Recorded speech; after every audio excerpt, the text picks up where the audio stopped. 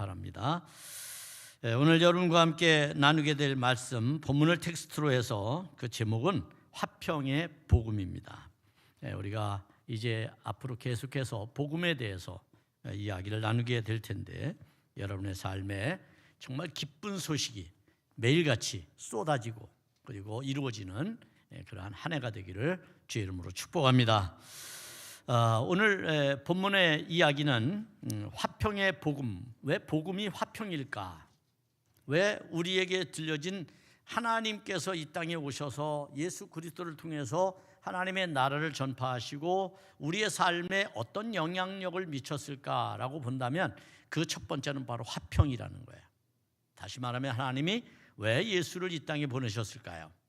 여러분과 친해지기 위해서입니다. 여러분과 화목하게 되기 위해서입니다. 여러분과 친밀하고 여러분과 더 가까이 함께 있기 위해서 예수님을 이 땅에 보내셨습니다.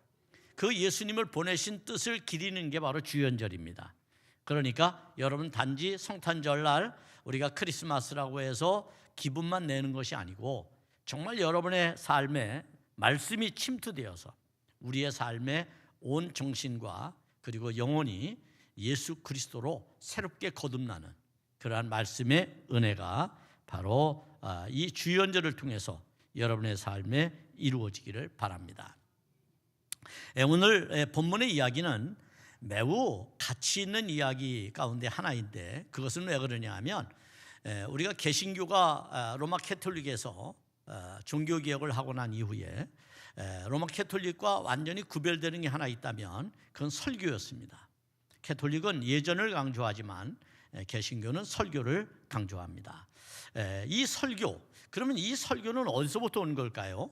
물론 구약으로 말하면 선지자들의 말씀을 외치고 전하고 가르치고 했던 선지자와 예언자들로부터 오기는 했습니다만 본질적으로 진짜 설교의 의미가 뭔지, 내용이 뭔지, 그 가치가 어떤 것인지를 우리에게 실제적으로 가르쳐 주는 것은 바로 이 사도행전에 나오는 그러한 말씀이라고 할 수 있어요.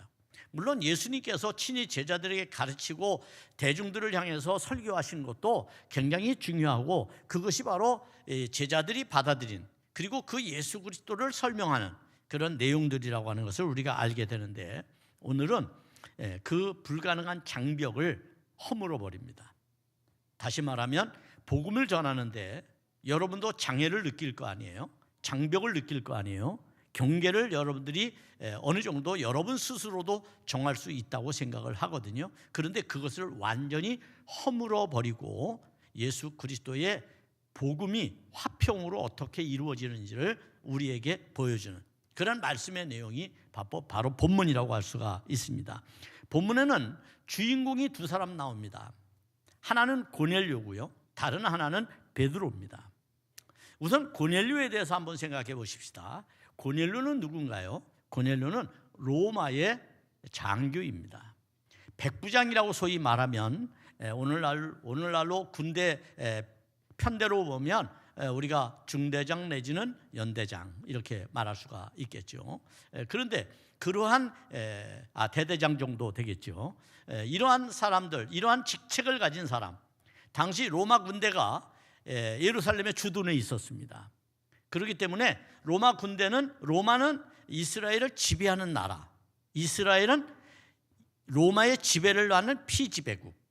그래서 어떻게 보면 서로가 갈등하고 서로가 경계하고 서로가 적대시하는 그런 관계였어요. 더군다나 로마 사람들은 지난주에 이런 말씀을 함께 나눴잖아요. 복음에 합당하게 생활하라. 생활하라는 말이 무슨 뜻이라고 했습니까?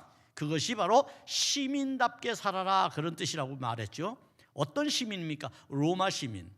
당시에는요 로마가 모든 표적입니다. 표준입니다. 표준. 문화적인 표준, 기준, 종교의 기준, 철학의 기준, 모든 게 다 로마가 기준이었어요.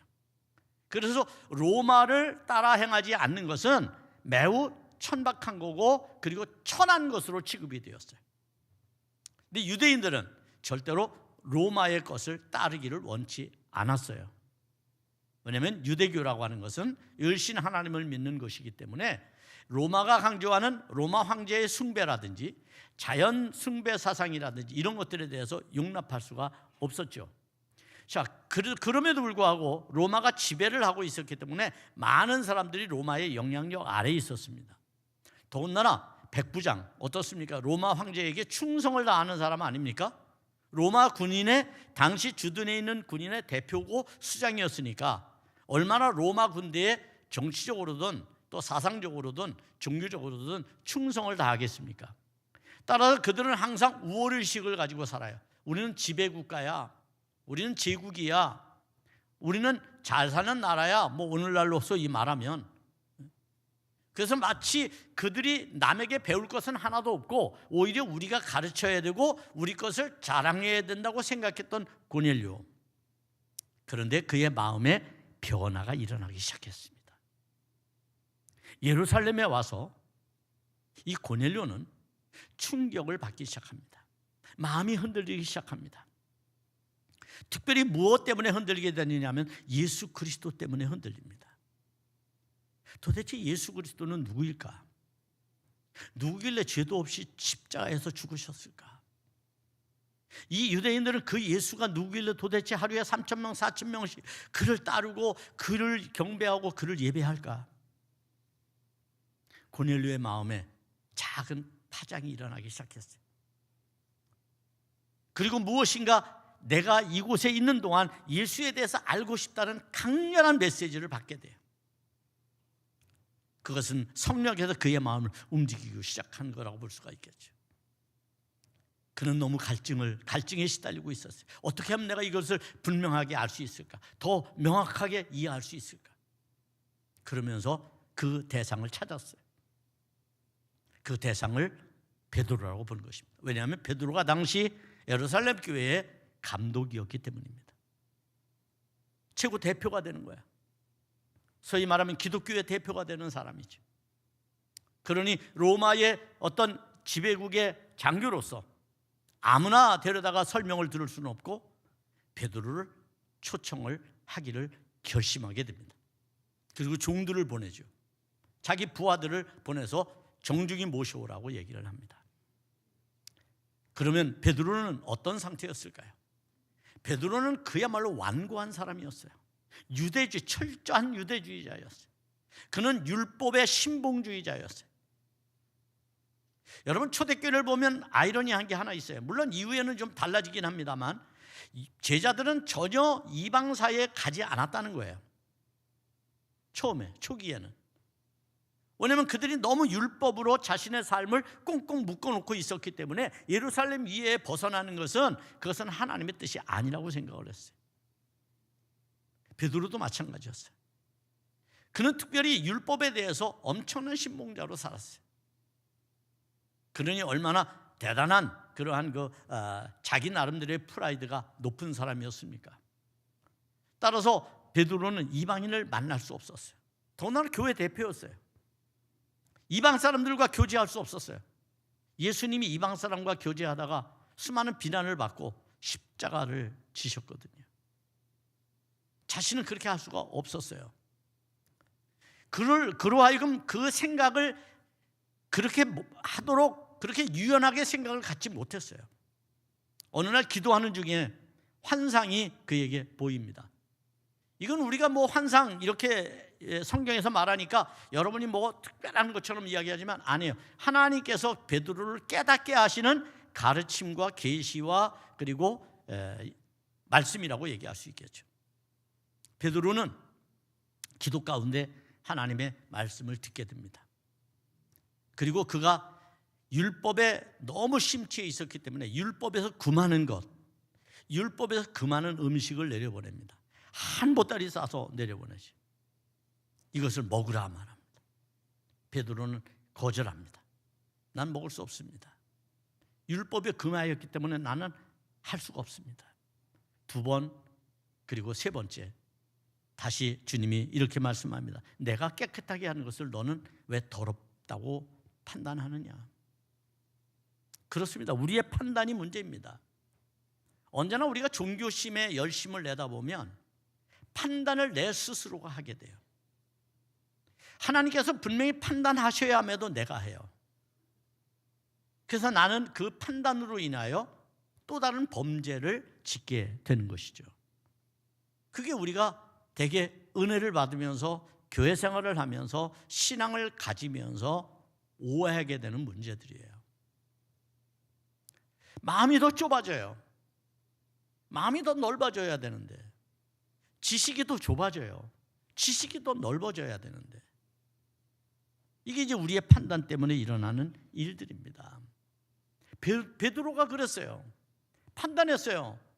하나님께서 그에게 계속 메시지를 보내지만 베드로는 듣지 않았어요. 언제 깨닫게 됩니까? 기도가 마무리될 즈음 밖에서 두드리는 소리를 듣습니다. 그리고 내려가 보니 고넬료가 보낸 고넬료의 부하들이었어요. 종들이었어요. 베드로에게 우리 주인께서 베드로 선생님을 뵙기를 청합니다. 이때 번뜩 정말 찰나의 순간입니다만 지금 베드로의 마음에 깨우침이 일어난 거예요. 조금 전까지 메시지가 이것을 위한 것이었구나 라고 하는 걸 깨닫게 된 거죠. 경계했던, 그리고 경멸했던, 그리고 상대하지 않으려고 애를 쓰고 노력했던 이방인에 대한 경계가 와르르 무너지게 됩니다. 그리고 베드로는 성령에 이끌려서 고넬료의 종들을 따라가게 되죠. 고넬료의 집에서는 어떤 일이 벌어지고 있을까요? 고넬료가 확신에 차서 자기의 일가 친척을 부릅니다. 가족들을 부릅니다.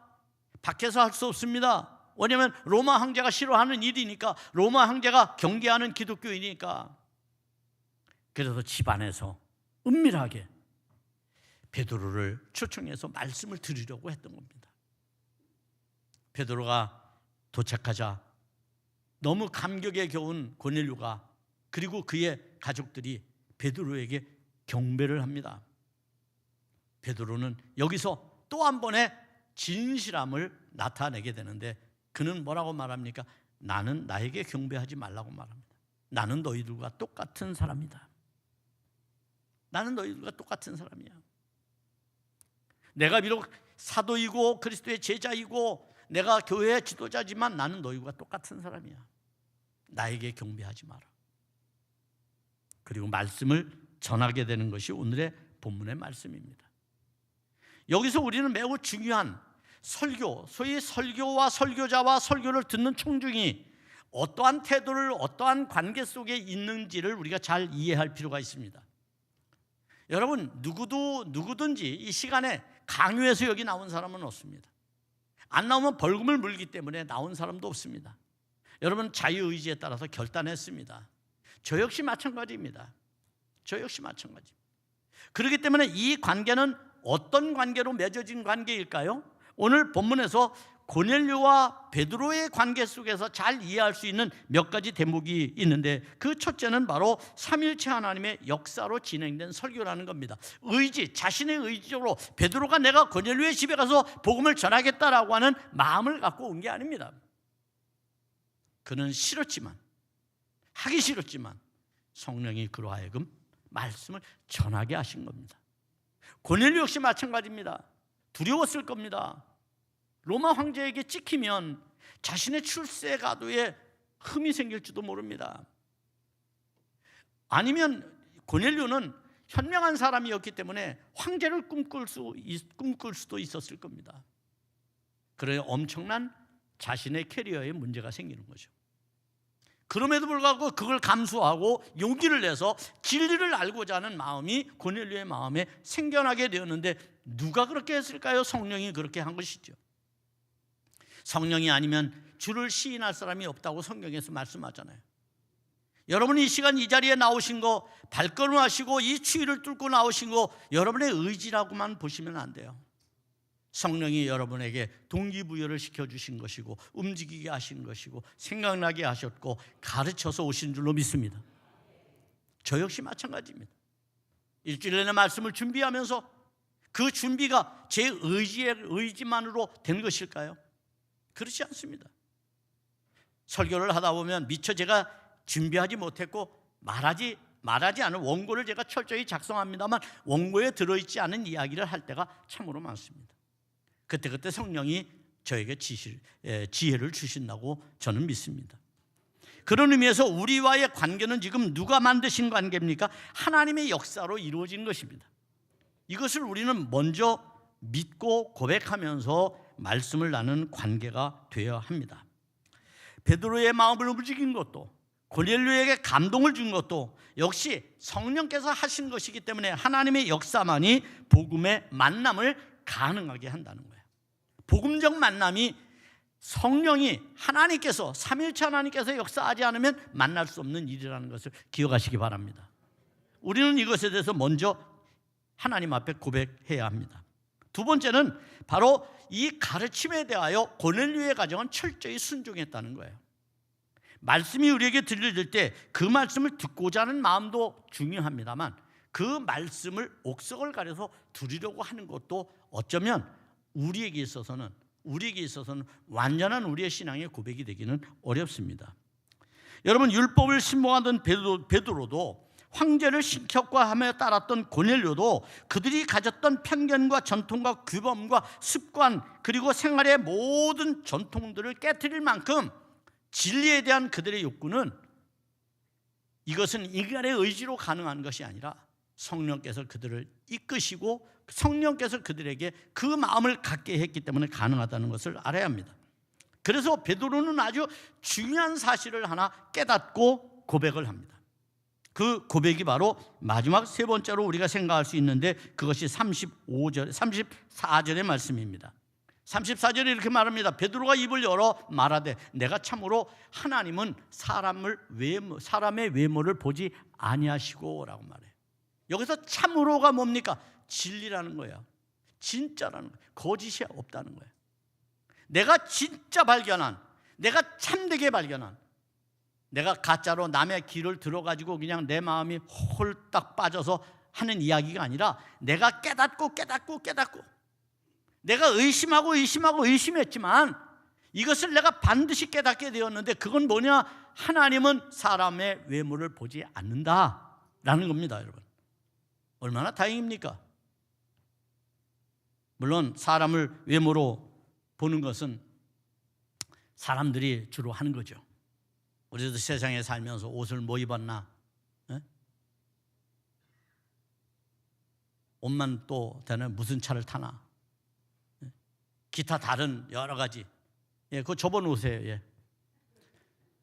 그래서 그런 일들이 우리 안에서 사람을 외모로 평가하고 보는 일들을 세상이 가르친 거예요. 세상이 그렇게 만들었어요. 우리의 시선과 이해력과 지식과 가치를 세상이 그렇게 만들어버렸어요. 그 지나치게 외모에 끌리도록 그렇게 만든 것이죠. 그러나 하나님은 우리의 중심을 보시잖아요. 하나님 우리의 마음을 보십니다. 35절의 말씀을 보면 여기 이렇게 말합니다. 각 나라 중 하나님을 경외하며 의를 행하는 사람은 다 받으시는 줄 깨달았도다. 그러니까 베드로가 환상을 통해 깨달은 것은 자신들은 율법주의에 사로잡혀서 이방인을 경계하고 멀리하고 그리고 이방인을 저주해왔지만, 그러나 하나님께서는 그들도 하나님의 백성이고 하나님의 자녀이고 그들이 회개하고 주님께 돌아오면 모두 하나님의 백성이 된다는 것을 알았다는 거예요. 따라서 외모가 아니라 마음이 중요하다는 것을 이야기해주고 있습니다. 이런 마음으로 지금 베드로는 고넬료를 맞이하는 것이고 고넬료와 함께 교제하는 것이고 고넬료에게 말씀을 전하고 있다는 겁니다. 저도 여러분을 그렇게 대하기를 원합니다. 그것이 제가 보는 아주 정의롭고 공의로운 마음이라고 저는 생각을 합니다. 그것이 하나님의 말씀이 우리 안에서 공평하게 이루어지는 사건이라고 얘기할 수 있겠죠. 여기서 외모는 무슨 말일까요? 헬라어 프로소포렘 푸테스라고 하는 말인데, 프로소포라고 하는 말과 렘프테스라고 하는 말이 결합된 합성어입니다. 소위 말하면 프로소포라고 하는 말은 얼굴을 말하는 거고요, 렘프테스라고 하는 건 취하는 것을 말합니다. 우리가 대개 사람을 처음 만나면 뭘 보죠? 첫인상을 보죠. 첫인상을 보고 그 사람의 옷이 뭔가, 행동이 어떤가 이런 것을 보고 말투가 어떤가 이런 것을 보면서 사람을 평가하잖아요. 자, 그러한 것, 그러한 행위, 이러한 행위로서의 모습이 아니라 하나님이 보시는 외모는 그것과 전혀 다른, 소위 말하면 생김새로 선택하지 않는다 그런 얘기. 소위 인종, 피부색, 신장, 미모, 재력, 지식 이런 표면적인 것, 이런 표면적인 것을 가지고 그 사람을 평가하지 않는다는 거예요. 하나님은. 그러면 하나님은 어떻게 선택하시는가? 그의 중심을 보고 선택하신다. 그의 마음이 바뀌어졌는가? 그의 마음이 로마 황제를 숭배하는, 로마 황제를 신으로 숭상하는 그런 우상 숭배가 아니라 하나님을 진정으로 찾고 알고 있는가? 하나님을 믿고 하나님을 영접하고 받아들이려고 하는, 하나님과 깊은 교제 속에 있기를 원하는 마음인가? 이것을 주님이 기억하신다는 거예요. 여러분, 우리는 늘 하나님과 가까이 있고자 하는 마음이 우리에게 있어야 돼요. 여러분, 하나님과 가까이 있고자 하는 마음을 가지고 살면 여러분 영원을 살게 됩니다. 영원. 왜? 하나님은 영원이시거든요. 영원하시잖아요. 하나님은. 여러분도 영원하게 사는 유일한 방법이 있는데 그 방법은 주님과 가까이, 주님과 친밀하게 주님을 찾고 주님을 만나며 교제하며 사시기를 바랍니다. 주님과 함께 살면 우리도 영원히 살 수가 있어요. 그게 성경이 가르치는 교훈입니다. 그러니 오늘 이 시간 여러분이 주님 앞에 나왔을 때 여러분을 움직여서 주의 성전에 있게 한 성령이 얼마나 감사합니까? 얼마나 감격스럽습니까? 이 사실을 우리가 아는 게 필요합니다. 그러면 이러한 과정들을 통해서 베드로가 깨닫고 복음을 정의하는 내용이 뭔가요? 그 복음을 정의하는 내용이 36절의 말씀인데 베드로는 복음을 이렇게 정의합니다. 만유의 주 대신 예수 그리스도로 말미암아 화평의 복음을 전하사라고 말합니다. 여기서 화평의 복음이라는 규정을 해주고 있습니다. 복음이 여러 가지 좋은 소식, 여러분에게 좋은 소식이 한두 가지겠어요? 그런데 베드로가 지금 말하고 있는 좋은 소식 가운데 하나가 뭐냐? 그게 화평이라는 거야. 로마와 이스라엘이 서로 대치하고 싸우고 다투고 갈등하고 지배하고 그리고 거기에서 투쟁하고 이런 모든 삶에서 화평이 그들에게 어떻게 임하고 나타나는지에 대해서 설명하고 있다는 겁니다. 여러분, 만유의 주라고 하는 것을 강조하는 이유가 있습니다. 그것은 고넬료가 로마 황제를 신격화하고 있었기 때문이죠. 그러나 로마 황제는 신이 아니야. 오직 여호와 하나님만이 만유의 주가 되셔. 그것을 지금 강조하고 있는 거예요. 그런 하나님께서 예수 그리스도를 이 땅에 보내심으로써 그분으로 하여금 우리와 하나님의 관계를 친밀하게 하셨다. 그리고 우리와 우리들의 관계를, 이웃과의 관계를, 형제와의 관계를 친밀하게 하신다. 화평하게 하신다. 평화롭게 하신다. 이것이 바로 복음이라는 거예요. 여러분, 얼마나 놀라운 생각입니까? 골수 유대인들이 들으면 이것도 베드로에게 돌을 던질 수 있는 일이에요. 우리도 그러잖아요. 여러분이 싫어하는 어떤 사람을 굳이 말하기를 원하잖아요. 너 그 사람 욕해봐 한번 이러잖아요. 이게 참 기가 막힌 얘기입니다, 여러분. 우리가 어떤 생각을 가지고 사는지는 나의 행동과 삶의 가치를 보면 알 수 있어요. 이유 없이 미워하는 겁니다. 미워하면 어떻게 될까요? 오늘 세상을 보세요, 여러분. 약육강식에 도무지 문명이라고는 찾아볼 수 없는 문명이 어디 있습니까? 내가 힘 세면 가서 빼앗으면 되는 거고 잡아오면 되는 거고 내 마음대로 하면 되는 건데요. 막 위협하고 안 주면 막 위협하고 너 가만히 안 냅둘 거야 막 이러고 지금 이러는 세상에 살고 있잖아요. 여러분, 그런 마음을 혹시 가진 분들이 계시면 그 사람하고 똑같은 사람이에요. 세계는 질서가 있는 거예요. 2차 대전 이후에 세계에 유엔이 생겨나면서 왜 세계가 이렇게 번영하게 되었을까요? 지역적으로 나타나는 전쟁은 있었지만 세계 대전은 없었거든요. 그리고 유엔의 그 질서, 헌장에 따라서 우리가 살았거든요. 그런데 그걸 완전히 무시했어요. 어떤 사람은 이번에 36개 그 가맹 단체에서 다 빠져나갔어요. 내 마음대로 하겠다는 거예요. 인류 역사에 이런 독재자가 있었을까요? 여러분 한번 생각해야 돼요. 남일이라고요? 아니요, 이제 각자 도생의 시대가 되었어요. 개인도 각자 도생, 나라도 각자 도생. 참 안타까운 시절을 보냅니다. 어찌 보면 여러분의 인생은 딱 100년밖에 안 살잖아요. 100년의 인생 가운데서 여러분이 정말 앞으로 얼마나 사실지 모르지만 세계대전이 일어난다면 얼마나 역사에, 후대들에게 얼마나 우리 시대가 우리가 잘못 선택한 결과라고 말하겠습니까? 오늘 하나님 앞에서 참된 화평을 구하는 것은 하나님께서 예수 그리스도를 이 땅에 보내신 사건 속에서 우리가 알게 되는 거고, 그것이 우리의 복음이라는 거예요. 복음.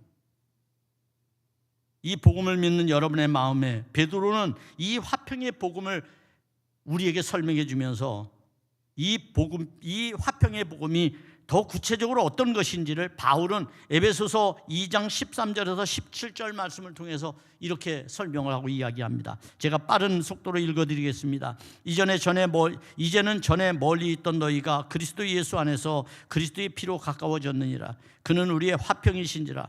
둘로 하나를 만드사 원수된 것 곧 중간에 막힌 담을 자기의 육체로 하시고 법조문으로 된 계명의 율법을 폐하셨으니 이는 이 둘로 자기 안에서 한 세 사람을 지어 화평하게 하시고 또 십자가로 그 둘을 한 몸으로 하나님과 화목하게 하려 하십니다. 원수된 것을 십자가로 소멸하시고 또 오셔서 먼 데 있는 너희에게 평안을 전하시고 가까운 데 있는 자들에게 평안을 전하셨으니. 아멘. 여러분, 바울이 말하고 있는 화평의 복음은 주님께서 전하신 말씀이라는 거예요. 그리고 주님께서 십자가를 통해서 이루신 하나 되게 하신 역사다. 이것이 바로 화평의 복음입니다. 이런 화평의 복음을 베드로는 어떻게 전하고 있을까요? 오늘 본문에서 이게 설교의 모델이 되는 겁니다, 여러분. 설교의 표준입니다, 어떻게 보면. 설교는 신변 잡기, 잡담, 만담 이런 게 하는 게 설교가 아니고요. 자기 자랑이나 어떤 것들 한쪽으로 몰고 가는 게 설교가 아니고요. 설교는 예수 그리스도에게 대하여 집중하는 거예요. 예수 그리스도만 전하는 거예요. 오늘 베드로 설교를 그런 의미에서 우리는 모범적으로 이해할 필요가 있습니다. 베드로가 전하는 화평의 복음은 어떤 걸까요? 짧은 시간 안에 제가 이게 일일이 설명을 다 하려면 2박 3일은 걸려야 되지만 우리 짧게 5분 안에 끝내도록 한다면, 그 첫째는 예수 그리스도는 하나님이 보내셨다는 거예요. 예수 그리스도는 그냥 사람들이 만들어내거나 그가 뛰어난 창작력을 가지고 행한 게 아니라 하나님께서 친히 보내신 하나님의 아들이라는 것입니다. 이것을 행함으로써, 이것을 이야기함으로써 만유의 주가 되시는 분이 누구인지를 이야기해 주는 거예요. 자연스럽게 바로 로마 황제를 숭배하는 고넬료에게 충격적이게도 예수 그리스도만이 만유의 주야, 예수 그리스도가 만유의 주야라고 베드로가 설명하고 있는 겁니다. 사도행전 4장 12절에 이런 말씀이 있습니다. 다른 이로서는 구원을 받을 수 없나니 천하 사람 중에 구원을 받을 만한 이름을 우리에게 주신 일이 없다. 우리의 구원을 이루는 분은 오직 예수 그리스도밖에 없다는 겁니다. 두 번째는 삼일체 하나님께서 우리와 함께 계신다는. 그러면 하나님이 예수 그리스도를 왜 보내셨느냐? 우리와 함께 하시기 위해서 보냈다는 거예요. 베드로의 이야기입니다. 이것이 복음입니다, 여러분. 38절을 보겠습니다. 이렇게 말씀합니다. 하나님이 나사렛 예수에게 성령과 능력을 기름 붓듯 하셨음에 그가 두루 다니며 선한 일을 행하시고 마귀에게 눌린 모든 사람을 고치셨으니 이는 하나님이 함께 하셨습니다. 여러분, 이 말씀을 잘 기억하세요. 이 말씀을 다시 한번 여러분이 뚫어지게 잘 한번 보세요. 여기 뭐라고 말했어요? 예수님께서 선한 일을 행하신 그 일이 중요한 게 아니고 중요한 것은 하나님이 우리와 함께 하시는 게 중요한 거다. 진짜 기적은 뭐냐? 하나님이 나와 함께 하신다는 것이지 치료받고 고침받고 기적 행하고 능력 행하는 게 아니라는 거예요. 10명의 문둥병자가 치료를 받았지만 9명은 치료된 기쁨만 가지고 돌아갔고요. 단 1명만이 구원을 받았어요. 성경이 분명히 증언합니다. 구원받지 못하면 나의 치유도 아무 의미가 없는 거예요.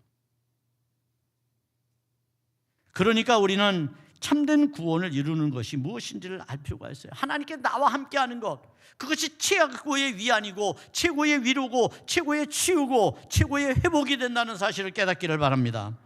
그래서 주님께서 그와 같은 일들을 행하셨다는 거예요. 세 번째로는 예수님을 그런데 사람들은 십자가에서 죽였다는 겁니다. 십자가에 못 박았다는 겁니다. 여러분 39절 보겠습니다. 이렇게 말씀합니다. 우리는 유대인의 땅과 예루살렘에서 그가 행하신 모든 일의 증인이라. 그들이 나무에 달아 죽였으나. 베드로가 본 것은 뭡니까? 그들이 예수를 십자가에 못 박은 겁니다. 그들이 누굽니까? 유대인들이죠. 그들이 누구입니까? 로마인들이죠. 그들이 예수를 십자가에 못 박았다고 이야기하는 겁니다, 여러분. 이러한 일들은 결국 십자가에서 죄가 없으신 주님이 죄를 담당하시기 위해서 죽으셨다는 논리로 베드로는 이끌어가는 겁니다. 그 다음에 네 번째로 베드로는 이렇게 말합니다. 그렇게 죽인 예수를 하나님께서 살리셨다라고 말합니다. 그것이 부활에 대한 증언입니다. 40절입니다. 하나님이 사흘 만에 다시 살리사 나타내시되라고 말합니다. 하나님이 사흘 만에 예수 그리스도를 살려내셨다는 거예요. 초대교회 당시 사도행전을 보면 초대교회에 예수 그리스도에 대해서 소개하거나 설명할 수 있는 것이 많이 있지만, 그러나 예수 부활과 예수의 죽음, 십자가의 죽음과 부활만이 그들의 복음의 메시지였다는 것을 여러분 기억하시기를 바랍니다. 이것이 교회가 부흥하는 비결이었어요. 그것이 진짜 부흥이에요. 부흥, 여러분. 그런 은혜가 여러분에게 있기를 바랍니다. 다섯 번째로 이 모든 일에 우리가 증인이 되었다는 거예요. 베드로는 그건 어떤 존재냐? 사도는 어떤 존재냐? 제자는 어떤 존재냐? 바로 이것을 보고 들은 것을 증언하기 위해서 주님께서 선택하고 부르신 자들이다라고 말하는 겁니다. 우리의 사명이 뭡니까? 우리의 사명이 증인의 사명이죠. 그래서 우리는 이쪽에 이렇게 쓰고 있는 겁니다. 우리가 당신은 복음의 증인입니다. 우리는 예수 그리스도에 대해서 증언할 책임이 있습니다. 그분에 대해서 말하고 가르칠 책임이 있습니다. 전해야 될 책임이 있습니다. 그런 사명을 갖기를 축복합니다. 마지막으로 여섯 번째, 예수 그리스도는 심판주로 다시 오신다는 거죠. 42절입니다. 이렇게 말씀합니다. 우리에게 명하사 백성에게 전도하되 하나님이 살아있는 자와 죽은 자의 심판장으로 정하신 자 곧 이 사람인 것을 증언하게 하셨다. 예수인 것을 증언하셨다. 예수가 바로 그 사람이야. 예수가 다시 오실 심판장이야. 예수가 우리 가운데 다시 오셔서 우리의 모든 죄와 거짓과 악함을 심판하게 될 분이시오 라고 말하는 겁니다. 이름으로써 고넬료라고 하는 소위 로마의 지식인이고 그리고 지도자고 그리고 꿈을 꾸는 비전 있는 사람에게 참된 가르침, 복음의 참된 가치가 무엇인지를 알려준 것이 베드로의 설교입니다. 사랑하는 여러분, 화평의 복음을 여러분도 받았음을 기억하시기 바랍니다. 그러니 남을 정죄하거나 남을 차별하거나 이런 데 여러분의 마음을 쉽게 빼앗기지 마시기를 바랍니다. 그것은 다 세상이 저지르는 일이고 세상이 하는 여러분 일들입니다. 내가 하나님의 백성, 하나님의 나라를 소유한 사람으로서 살려고 하는 나의 프라이드가 겨우 그것이어도 되겠습니까? 그것 가지고 되겠습니까? 우리 안에는 참된 평화, 참된 평안, 참된 화평, 이런 것들만 존재하고 그 나라를 꿈꾸고 그 나라를 얻는 여러분이 될 수 있기를 주의 이름으로